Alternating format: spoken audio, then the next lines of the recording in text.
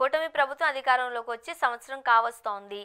ఈ సంవత్సరంలోనూ ఖచ్చితంగా జగన్మోహన్ రెడ్డి గారిని జైలుకు పంపించడమే ప్రధాన లక్ష్యంగా వాళ్ళు మొదటి నుంచి ఉన్నారు. రెడ్ బుక్ రాజ్యాంగం పేరిట కొంచెం కొంచెంగా ఒక్కొక్క మూమెంట్ ఇస్తుంది. ఈ రోజు కోసమే ఖచ్చితంగా జగన్మోహన్ రెడ్డి గారు లిక్కర్ కేసుకు సంబంధించి అరెస్టు కాక తప్పదు.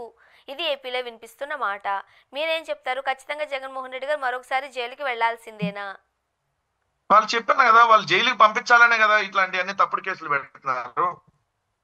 కానీ మేము న్యాయస్థానాల్లో ఖచ్చితంగా ఈ తప్పుడు కేసులు అనేది, వీళ్ళు పెట్టిన తప్పుడు కేసుల మీద న్యాయస్థానాల్లోనే ఈ ప్రభుత్వానికి చంపపెట్టులాగా వచ్చేటాక ఖచ్చితంగా న్యాయపరంగా పోరాడతాం.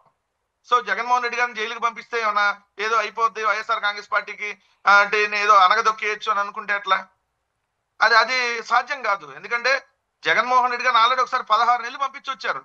ఏమైంది? తర్వాత ప్రతిపక్ష నాయకుడు ముఖ్యమంత్రి అయ్యాడు కదా జగన్మోహన్ రెడ్డి గారు. సో అప్పటికి ఇంకా మాకు రాజకీయ అనుభవం కూడా చాలా తక్కువ. అప్పుడు ఇంకా పార్టీ కూడా ఇంకా పూర్తి స్థాయిలో స్ట్రెంత్ అని అవ్వాల. కానీ ఈ రోజు గ్రామ స్థాయి నుంచి వైఎస్ఆర్ కాంగ్రెస్ పార్టీ చాలా పటిష్టంగా ఉంది. సింగిల్ గానే పటిష్టంగా ఉంది. ఎవడు కాల్లో పట్టుకొని పటిష్టంగా లేవు.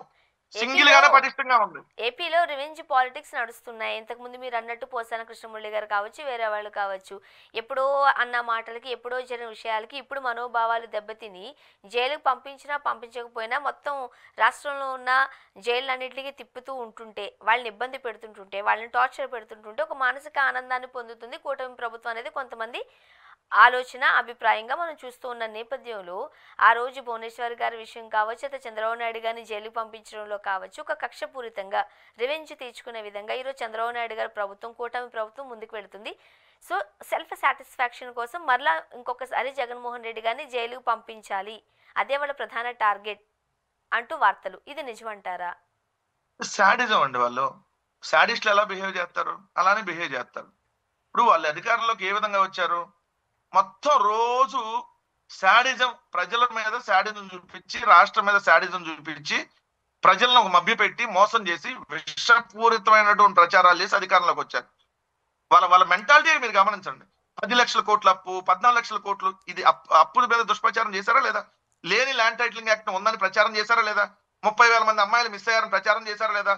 వాలంటీర్లు మీకు 10,000 ఇస్తాం, మీరు మనుషులు కాదా అని ప్రచారం చేశారా లేదా? అడ్డమైనటువంటి ఏదైతే ఆరోపణలన్నీ చేశారా లేదా? ఇచ్చారా లేదా? కాదు కాదు, ఆ రోజు ఏదైతే ఒక దుష్ప్రచారం నడిచింది అని అంటున్నారో దాన్ని ఎదుర్కొనే సత్తా వైసీపీకి లేకపోయింది కదండి. అందుకోసమే కదా ఈ రోజు ప్రతిపక్ష హోదా కూడా దక్కించుకోలేక 11 సీట్లకే పరిమితమైంది. ఒకటి ఏంటంటే, ఇప్పుడు సువర్ణ గారు మంచివాళ్ళు కాదు అని ఓ 10 మంది చుట్టూతో చెప్పారనుకోండి, వాళ్ళని నమ్మే అవకాశం ఉంటది. కానీ కొన్ని రోజులు పోయినాక మీరేంటో తెలిసినాక చుట్టుపక్కల వాళ్ళు తెలుసుకుంటారు కదా, అరే మనం వీళ్ళంతా తప్పుడు ప్రచారం చేశారా అమ్మాయి మీద అని అనుకుంటారు కదా. సేమ్ సిచ్యువేషన్ అంతే. రేపొద్దున కూడా ఇప్పుడు ఒక్కసారి మా మీద దుష్ప్రచారం చేశారు, ఏది గుంపు కలిసి దుష్ప్రచారం చేసింది.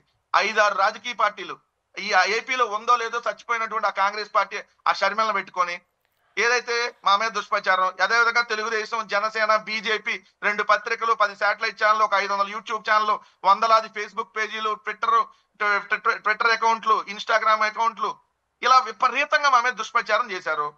అది కానీ చంద్రబాబు నాయుడు గారు, జగన్మోహన్ రెడ్డి మీకు 1,00,000 ఇచ్చాడు సంవత్సరానికి, నేను 2 లక్షలు ఇస్తా తమ్ముళ్ళు, ఒకళ్ళే నా పిల్లలు, మిగిలిన వాళ్ళు పిల్లలు కదా, ఎంతమంది పిల్లలు ఉంటే అంతమందికి ఇస్తా, ఇట్లా అడ్డగోలుగా చెప్పి అధికారంలోకి వచ్చారు. ఈ 11 నెలల్లో ఒక్కటంటే ఒకటి వాళ్ళు నెరవేర్చినటువంటి దాఖలాలు లేవు. ఇప్పుడు ప్రజలకు ఆల్రెడీ అర్థమైంది కదా, అరే జగన్మోహన్ రెడ్డి గారిని వదులుకొని తప్పు చేసామని చెప్పి. సో అన్నిసార్లు వాళ్ళు చేసినటువంటి దుష్ప్రచారం వర్కౌట్ కాదు కదా. సో ఒకసారి వర్కౌట్ అయింది, ప్రతిసారి వర్కౌట్ కాదు కదా. ఇప్పుడు జనం ఎవరు మంచి వాళ్ళు, ఎవరు చెడ్డాళ్ళు, ఎవరి మీద ఎవరు నిజంగా దుష్ప్రచారం చేశారు, ఎవరు ఎలాంటి వ్యక్తులు అనేది చంద్రబాబు నాయుడు గారిని పవన్ కళ్యాణ్ చూసినాక చేతరించుకున్నటువంటి పరిస్థితి, మొహం మీద ఉమ్మేస్తున్నటువంటి పరిస్థితి ఈ రోజు ఉంది. అందుకనే కదా వాళ్ళు తప్పించుకొని హెలికాప్టర్లో తిరుగుతారంటున్నారు. కింద తిరగట్లా. తండ్రికి ఒక హెలికాప్టర్, కొడుకు ఒక హెలికాప్టర్, ఏదైతే దత్త కొడుకు ఇంకో హెలికాప్టర్. సో 3 హెలికాప్టర్లు కొనుక్కొని ఈరోజు తిరుగుతారంటాం దీనికి. సో అన్ని విధాలా వాళ్ళు మా మీద చేసినటువంటి దుష్ప్రచారం వాళ్ళకి ఒకసారి కలిసి వచ్చింది, ప్రతిసారి కలిసి రాదు కదా. మేము ప్రజాక్షేత్రంలో ప్రజలకు వాస్తవాలు చెప్పుకొని వెళ్తాం. సో ఈ కేసుల గురించి ఎట్టి పరిస్థితుల్లో కూడా ఉనికేది బెనికేదో తొనికేదో అట్లాంటి ఏమి ఉండవు. కేసులు ఒకటి కాదు 100 పెట్టుకోండి. సో ఫైనల్ గా ఏం చెప్తారు? మహా అయితే జైలుకి పంపిస్తారు, అంతే కదా. ఇప్పుడు జగన్మోహన్ రెడ్డి గారికి ఈ లిక్కర్ స్కామ్ అనేది మెడకు ఒక ఉచ్చులా బిగుసుకునే అవకాశం ఉందా లేదా? ఏది ఏమైనా అది కక్షపూరితంగా చేస్తున్నారా, నిజంగా చేస్తున్నారా, ఏది ఏమైనా జగన్మోహన్ రెడ్డి గారు మరొకసారి జైలుకి వెళ్ళే పరిస్థితులు ఉన్నాయి అంటారా? జగన్మోహన్ రెడ్డి గారిని జైలుకు పంపించాలనేది వీళ్ళ వీళ్ళ ఆలోచన. ఇది క్లియర్. ఉమ్. తర్వాత బెయిల్ వస్తుంది. సక్సెస్ ఒక అవుతారు అయితే. నెలలో రాకపోతే 2 నెలల్లో బెయిల్ వస్తుంది. ఎక్కడ పోతుంది? ఈ రోజు కూటమి ప్రభుత్వం ఏదైతే అనుకుంటుందో జగన్మోహన్ రెడ్డి గారిని జైలుకి పంపించడం అందరూ సక్సెస్ అవుతారు అని చెబుతున్నారు మీరు. ఇప్పుడు ఒకటే మేడం, వాళ్ళు రకరకాలుగా ఇంతమందిని పంపించినప్పుడు జగన్ గారిని ఎందుకు పంపించరు? ఉమ్. వాళ్ళ పనే అది కదా. అరే మీరు పని చేయండి రా అంటే నేను పని చేయం, కేసులు పెడతాం. పోలీసుల్ని అనేక సార్లు హైకోర్టు మందలించింది.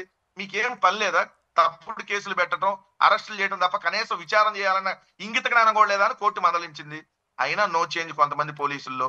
ఎందుకంటే కూటమి ప్రభుత్వంలో వాళ్ళు కులం కోసమో లేదంటే పార్టీ కోసమో ఏదైతే కాకి చొక్కా వదిలేసి ఒళ్ళంతా పసుపు రాసుకొని పనిచేస్తున్నారు కొంతమంది పోలీసులు. సో తప్పుడు కేసులు పెట్టి ఏం చేస్తారు? పెడితే ఏమన్నా చేస్తారండి? కేసు పెడితే అరెస్ట్ చేస్తారు అంతే కదా. అరెస్ట్ చేస్తే రిమాండ్కి వేస్తారు. రిమాండ్కి వేసినా కొన్ని రోజులకు బెయిల్ వస్తుంది కదా. తర్వాత ఈ తెలుగుదేశం ఈ కూటమి వల్ల ఖచ్చితంగా వీళ్ళ ప్రభుత్వం గొడ్డలోడదీస్తాం. ఖచ్చితంగా వీళ్ళు చేస్తున్నటువంటి అన్యాయాలని రోడ్డు మీదకి వెళ్ళి ప్రజలను వెంటేసుకొని పోరాడతాం. వీళ్ళు చేస్తున్నటువంటి దమనకాండని నిలదీస్తాం. ఇళ్ళకి వస్తే ఆడాలి చీపుర్లు పట్టుకొని తన్ని రోజులు దగ్గరలో ఉన్నాయి. ప్రభుత్వ అధికారులు రేపొద్దున తిరగబడతారు చూడండి. ఇదే ఐఏఎస్ల మీద ఐపీఎస్ల మీద ఇదే ప్రభుత్వ అధికారుల మీద వీళ్ళు పెడుతున్నటువంటి తప్పుడు కేసులకి ఇదే ప్రభుత్వ అధికారులు వీళ్ళని చెంప చెల్లుమనేలాగా కొట్టే రోజులు దగ్గరలో ఉన్నాయి. కొడతారు, డైరెక్ట్ గానే కొట్టే రోజుల దగ్గరలో ఉన్నాయి. అంత దాకా వీళ్ళు తెచ్చుకోవడం కోసమే ఈ రకమైనటువంటి పిచ్చి వేషాలు వేస్తా ఉన్నారు. ఉత్తర కొరియాలో కిమ్ అనే అతను ఒక అతను ఉంటాడు. ఆ కిమ్ కంటే దారుణంగా నారా లోకేష్ చంద్రబాబు నాయుడు గారు తయారయ్యారనేది ఇక్కడ కనపడతా ఉంది.